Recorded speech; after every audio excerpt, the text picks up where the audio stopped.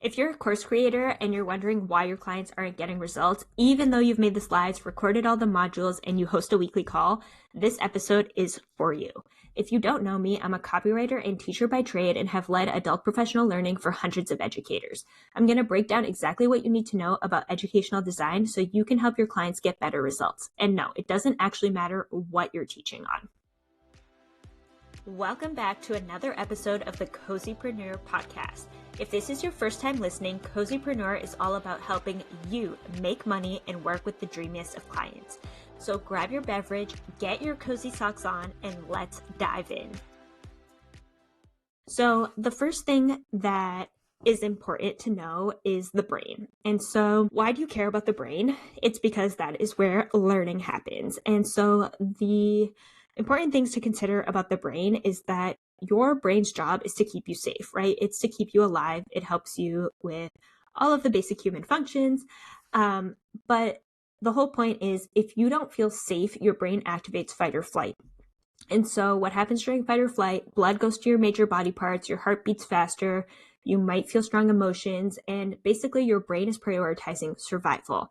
And it's so focused on keeping you alive and keeping you safe that it doesn't send resources to the part of your brain that does the thinking, the learning, the executive functioning. So when your fight or flight is activated, it's really hard for you to do complex thinking tasks. So being able to do things like compare and contrast and write something like a sales page, right? So what does that mean for your clients? Why do we care about the brain? Is because when people don't feel safe, when they don't feel like they can show up and be vulnerable and make mistakes, their brain is going to activate a fight or flight mode. And so what's going to happen is they're actually going to shut down from learning because they don't feel safe. And so the first thing that you need to do to establish a safe learning community, right, is safety. And the thing about safety is it's going to be different for different people. And so it's your job as the facilitator, as the coach, to find out what makes your people feel safe. And that can be different based on different cultures, different styles of learning, but really thinking about how can you make this a place where people feel comfortable asking questions, where people feel okay making mistakes, because that's going to help them actually do better learning than if they're kind of on edge the whole time. So the other piece of that is growth mindset. So the idea behind growth mindset is that your brain is continuously rewiring itself. And so you can form new neural pathways by practicing something over and over and over again. So if you think about driving, right, the first time you drive, your mind is thinking about everything. You have so much to consider, right? You're thinking about the steering wheel and the gas and the brake. And if you're driving stick shift, that's a whole nother layer. But by the 1000th time you hop in your car, it's automatic. You're not thinking about all of those things anymore, right? Those pathways in your brain are really strong because you've practiced it over and over and over again. And so when you are thinking about your clients, your job as the facilitator is to help them form connections, help them build new neural pathways. And learning is all about connecting and building on past knowledge. And so the more you can show them information in different ways and slowly add more depth to that information, that's the sweet spot for learning. That's what's going to have them practice the same neural pathways and then make them, deeper and stronger. So really thinking about how can you take what they already know, the knowledge that they already have, and build off of that to expand their learning. And that's where it's also important to know your clients. Like, what are they coming in with? Where are they? What kinds of things have they tried? Where do they struggle? So that stuff is not just important in marketing, right? It's also important in delivering learning. And the other piece with growth mindset, besides the fact that your brain can learn and can get stronger with practice and creating those neural pathways, is the mindset piece. And so not only is it important for your clients to understand that they can have a growth mindset, they can learn this, but it's also important that you believe your clients can learn, right? Because if you have this mindset that's like, okay, they're dumb, they can't do this, that's not a growth mindset, right? That's a fixed mindset. You either think that somebody can do it or they can't. And if you give up on your clients, then they're going to give up, right? So they're not going to be invested in learning from you. And so realizing that learning is a process, anybody can do it with the right support is the lens that's going to help your clients succeed. And then as a facilitator, figuring out what does that right support look like for each of my clients. And it's not going to be the same for everybody. And that's where you start to think about what teachers call differentiation, right? So applying the same concept, but teaching it in different ways to best meet the needs of your learners. So that is the brain and growth mindset, but how do you actually plan things? So how do you plan a call? How do you plan your curriculum? How do you plan your modules? And I think the big piece where people get this wrong is people kind of start with what is it that you're doing? And so people plan the calls, the modules, and it creates these courses that aren't really focused. And side note, I do think that this is where the disconnect happens in marketing, because if you're not clear on your outcomes of what you're going to be teaching in your course, it's really hard in your sales page, in your marketing, to be transparent and clear about what your people are buying. So all of this kind of works together to create like a really transparent process where people know exactly what they're going to get out of the course. So how do you actually create these focused courses with clear transformation and then actually help your clients get those results? So instead of starting with the calls, the modules, I want you to actually plan backwards. So start with planning the outcomes. So what are the big goals for your clients? What will they get out of this course? Like literally write it out. So by the end of this course, clients will be able to XYZ. What will they be able to do? And then the second piece is thinking about how can they show their learning. So no, you're not in college, you're not in school, but what is the evidence that you can collect that shows your clients are actually learning? Is it because they're making money? Is it because their mood improves? Is it because they're able to show their work in some sort of project? Like, what is it exactly that's going to show you that you are doing your job effectively? And think about how you can collect some data, whether it's a checklist or a feedback form, because it's going to help you with two things. One, it's going to help you with your marketing because you can more easily talk about what people get out of it and share social proof. And then two, it's going to help you be a better coach because you're going to start to understand why people aren't meeting the goals and tweaking the learning experiences to help support them better. And when I talk about data and like the data that you collect, it doesn't have to be like formal data. It doesn't have to be a checklist. It doesn't have to be percentages and numbers. It can be you taking notes at the calls because you're starting to notice a pattern with what people struggle with.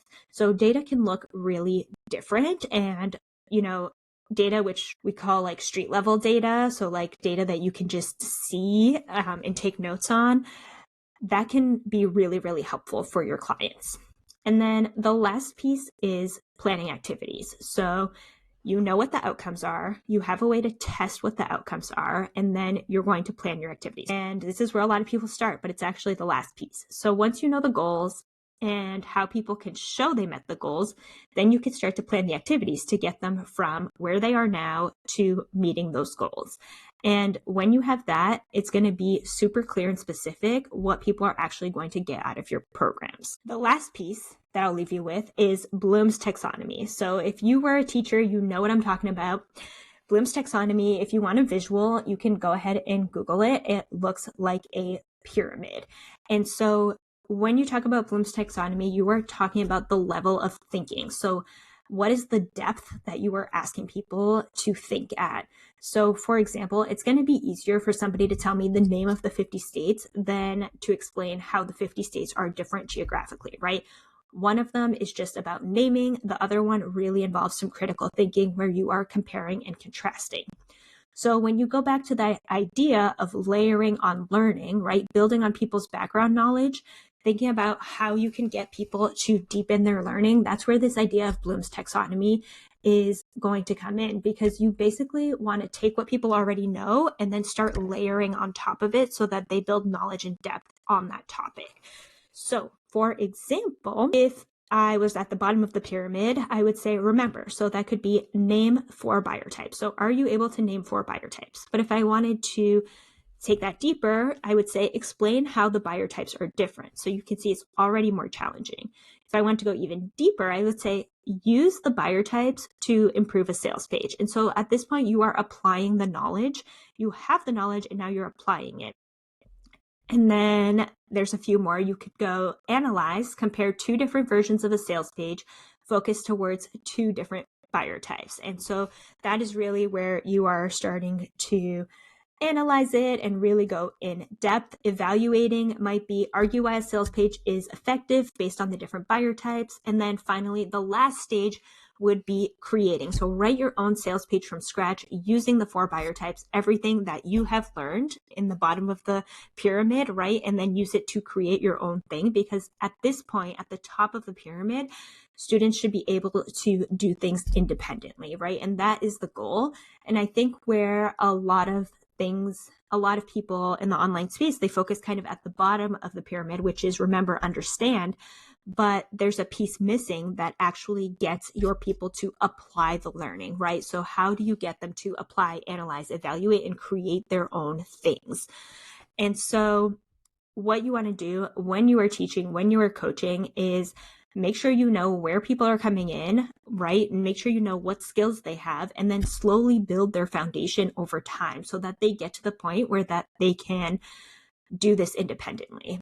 And so if you are somebody who works with people who already have the foundation, right, you don't have to focus on like, what are buyer types, right? You can just focus on, okay, let's think about how we can apply this to our own businesses. And so I gave you a lot to think about when it comes to curriculum design. So first, thinking about how the brain works and how you can build upon learning, planning from the end in mind, and then working backwards and actually thinking about goals first, and then thinking about what are your activities, and then just layering learning based on what knowledge your clients come in with. So yes, it's a lot. There's a lot in this episode. I can break it further down in other episodes, but it's also why it takes years to get good at teaching, because what happens is you start to see patterns in how your clients learn, and you start to build a toolbox for teaching strategies, and you can start to pull one out when you say, oh, like I've seen this before, right? I know exactly what support you need. And the last thing I'll say is it is also a cycle. So when you teach something, you compare it against the evidence, right? You look at your data, and then you reteach it and give feedback based on the gaps. So every time you collect data, that is a way for you to improve your own teaching. And then every time you get data, it's a way for you to support your clients with whatever they're working on in a really individualized way. So if you are somebody who needs help communicating the value of your course or program, I got you in the Copy Studio. I'll link it below. And if you are somebody who wants help with course design, DM me, because I'm happy to refer you to some really great people who do just that. Until next time. That's a wrap on today's episode. If you enjoyed this episode, make sure to rate and leave a review on your preferred listening platform. If you haven't, make sure you subscribe for weekly episodes about how to make money and work with the dreamiest of clients without having to get dressed in the morning. Make sure to check out the show notes down below, and I'll see you in the next episode.